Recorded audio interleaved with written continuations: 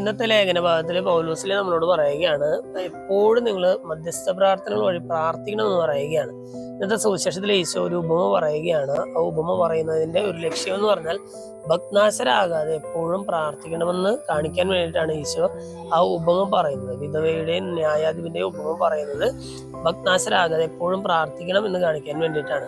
ചുരുക്കത്തിൽ ഇന്നത്തെ 2 വായനകൾ നമ്മൾ ഓർമ്മിപ്പിക്കുന്ന ഒരു കാര്യം എന്ന് പറഞ്ഞാൽ നിങ്ങൾ ഇടവിടാതെ പ്രാർത്ഥിക്കണം എന്നുള്ളതാണ്. എപ്പോഴും നിങ്ങൾ പ്രാർത്ഥിച്ചുകൊണ്ടിരിക്കണം. അത് ഭഗ്നാശരാകാതെ പ്രാർത്ഥിക്കണമെന്ന് ഈശോ നമ്മളോട് പറയുമ്പോൾ പൗലോസിലെ നമ്മളോട് പറയുകയാണ്, നിങ്ങൾ എപ്പോഴും പ്രാർത്ഥിക്കണം എന്ന് പറയുകയാണ്. പൗലോസിലെ ഇടയ്ക്കിടയ്ക്ക് ഈ വാക്ക് ഉപയോഗിക്കുന്നുണ്ട്. നിങ്ങൾ എപ്പോഴും പ്രാർത്ഥിക്കണം, അല്ലെ ഇടപെടാതെ പ്രാർത്ഥിക്കണം എന്നൊക്കെയുള്ള ഒരു വാക്ക് ഉപയോഗിക്കുന്നുണ്ട്. എന്ന് പറഞ്ഞാൽ ഇന്നത്തെ വചനഭാഗങ്ങൾ രണ്ടും നമ്മൾ ഓർമ്മിപ്പിക്കുന്നത് ഈ പ്രാർത്ഥനയുടെ പ്രാധാന്യത്തെ പറ്റിയാണ്. നമ്മൾ നിരാശപ്പെടേണ്ട. നമ്മൾ പ്രാർത്ഥിക്കുമ്പോൾ അത് നമുക്ക് ആവശ്യമുള്ളതാണെങ്കിൽ ദൈവം അതേപടി നമുക്ക് നൽകും.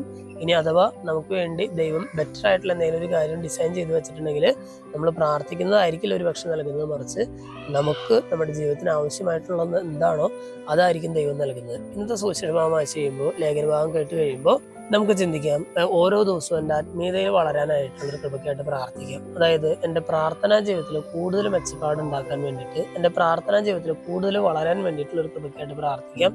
പൗലോസ്ലീഹ പറയുന്നത് പോലെ, ഈശോ നമ്മളോട് ആഹ്വാനം ചെയ്യുന്നത് പോലെ എപ്പോഴും പ്രാർത്ഥിക്കാനായിട്ട് നമുക്ക് പരിശ്രമിക്കാം. ദൈവം നമ്മെ എല്ലാവരെയും സമൃദ്ധമായിട്ട് അനുഗ്രഹിക്കും.